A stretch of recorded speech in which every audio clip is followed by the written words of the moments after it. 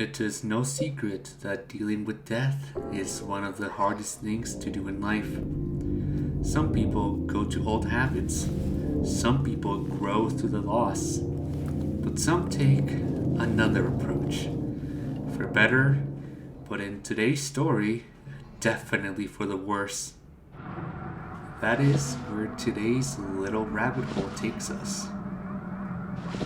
We are going on a little journey to Russia to meet a peculiar man named Anatoly Moskvin. Looking at his early life, we can see that Anatoly went through a few traumatic events that forever changed his view on life and how he communicated with the dead. One day, when Anatoly was walking to school, an older man approached him and violently RP'd him. Later on in his life, he was biking on a school recycling collection trip to a nearby village. That is when he was followed and approached by men in robes that forced him to be witness and participate in a ritual that would forever change Anatoly's life. The ritual was a burial and a funeral of a young girl who had accidentally died from electrocution while having a bath. Now, this might seem really random and definitely strange, but things get even more morbid as the mother of the deceased girl approached Anatoly with less of a request and more of an order. The order was that Anatoly had to kiss the now deceased girl in her grave. Anatoly, being forced into this macabre situation, had no option but to comply. Anatoly kissed the dead girl 3 times at the mother's orders. Once Anatoly reluctantly completed the task, he was rewarded with an apple for his quote-unquote troubles. This is not how the story ends, however. The mother pulled out 2 copper rings from her pocket and announced that the girl and Anatoly were now married. It is unclear as to how much time happened from the incident and the nightmares that now shrouded the young Anatoly every time he would try to sleep. In his dreams, the same dream, the girl that Anatoly had married would visit him and urge and plead with Anatoly to return to the gravesite and start practicing black magic. What the hell is this thing? The nightmares would be relentless for the child. Night after night, the same haunting dream. Until one day, Anatoly would decide to heed the orders of the dead girl and go to their marriage site. Once Anatoly went back, the nightmares about the girl stopped. Or so he thought. Once Anatoly had gone back home and stopped going to the gravesite regularly, the girl returned and made a deal with Anatoly to leave him alone forever. In exchange, the dead girl wanted to perform a ritual that involved a classmate's tooth. Apparently, the ritual was successful, as once again, the apparitions would cease. You would think that this would be the end of this case, but the ritual launched Anatoly into being intrigued by the occult and black magic. Later on in his life, Anatoly decided to go into post-secondary and ended up graduating in Celtic studies. These studies tend to tread close to the understandings that we have of life and death. Anatoly would also join the Society of Luciferians. This ended up leading Anatoly into experimenting with dead animals.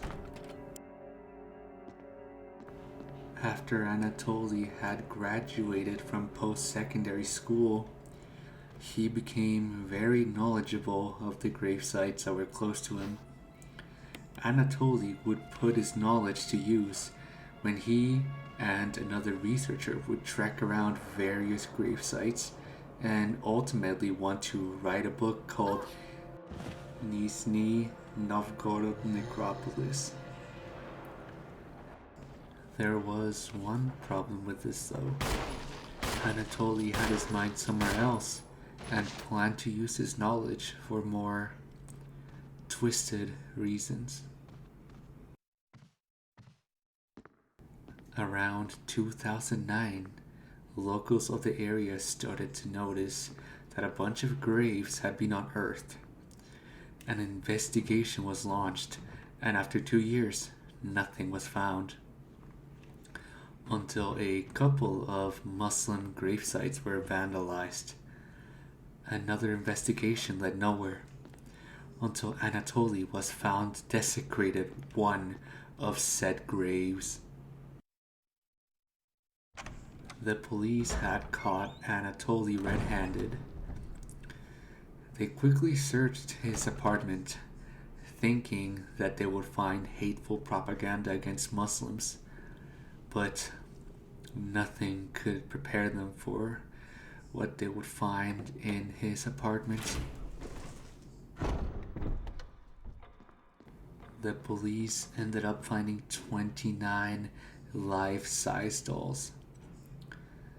The police would deem his apartment a house of horrors. The dolls were dressed to appear antique. Anatoly would dress the dolls, put makeup on them. He would also replace the eyes with buttons in order for them to appear more alive. If you are familiar with this case, then you know where this is going. After being examined, the dolls weren't simply dolls. They were the deceased corpses of various girls, ranging from the age of 3 to 12 years old. After the police examined the dolls, they were horrified to find that the rib cages of the corpses had been replaced with music boxes that would emit a jingle once moved. The police also found a birthday tracking sheet that Anatoly would use to celebrate the birthdays of the corpses. Anatoly would admit to making the dolls.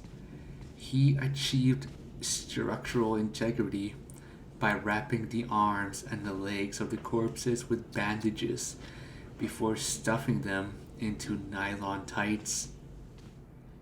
Anatoly had been getting away with these heinous crimes simply by the neighbors chalking up the putrid stench that these dolls would emit to a sewage problem in the building.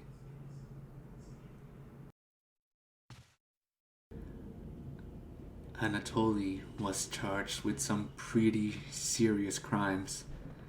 But what happened to the families of the victims? One of the victims was the mother of one of the dolls he had made. She would visit the grave of the deceased child, but unbeknownst to her, the grave was empty. Anatoly would confess to 44 charges of grave robbing. The trial that ensued would find Anatoly to have severe schizophrenia and could not stand trial.